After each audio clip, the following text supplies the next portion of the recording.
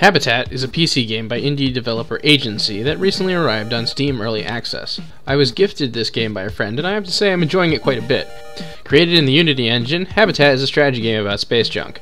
The story, such as it is that some sort of nanomachine, grey goo thing or whatever, has run amok across the surface of the Earth and will soon be rendering the planet uninhabitable.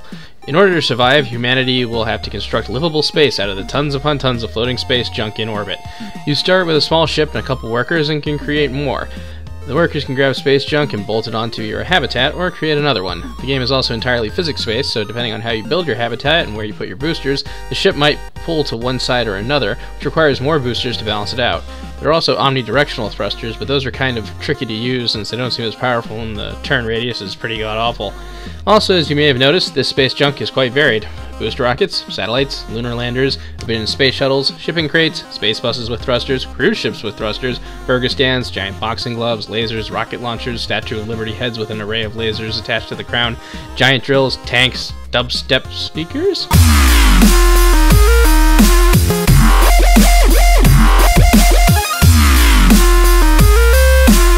All of these you can bolt onto your habitats to expand them as well as give them armaments.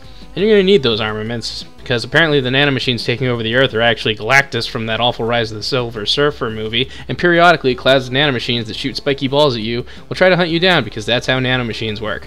Fortunately, a couple good hits from most weapons will end that. The challenge comes in maneuvering yourself to actually do that and not get blown up along with your workers in the process. The other major threat to your kit-bashing exploits comes in the form of space stations that I guess are hostile? A majority of them just have thrusters attached to them, and if you're good enough you can remove all the parts and then get the space station core to use in habitats. This is good because space stations give out a lot of resources when used in habitats. However, some of the space stations have cannons attached to them, and those are hard to fight even with weapons, so that's where we get a bit more advanced. See, if you destroy the connectors to a booster after activating it, it'll just keep going. Considering boosters are also explosive, this can be useful to a degree. Boosters will eventually stop running on their own when separated, which reduces impact and so forth.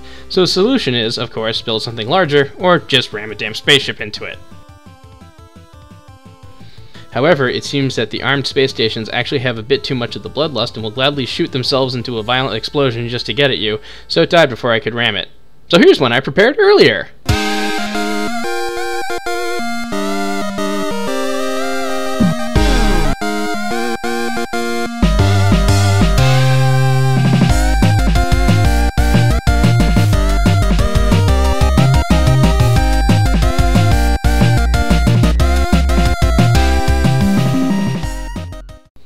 You'll notice the UI was a bit different in that bit, and that's because it came from before the update a few days ago. Instead of just one generic resource, you now have three. There's Omni, which is used for things like building habitats and getting workers, as well as ammo for some of your weaponry. There's Fuel, which is for your boosters, and there's Electricity for some of your weapons like the Hadouken hands here, or for the aforementioned dubstep speakers. You'll slowly gain resources as time goes on, but you can increase that rate. The way you gain more resources faster is from making bigger habitats, and by using certain modules. Old satellites give more electricity, for example. Space station cores are really nice because they give a lot of fuel, omni, and electricity, which ties in with how risky it is to cut apart all the components attached to a station core.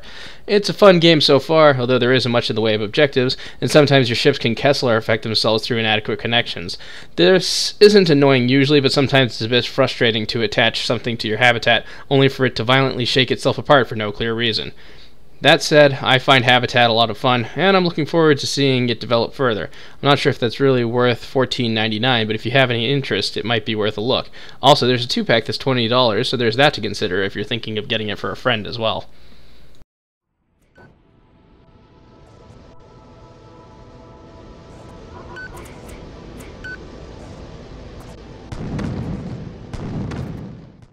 Hey, thanks for watching this video. Please leave a comment even if you didn't like it. It's the only way I'll get better at doing more of these. Feel free to like or dislike if you feel that strongly about the video as well. I plan to do more of these quick looks in the future, as well as some more game dev video logs and general other gaming stuff I'm into at the moment. Until then, see you next time.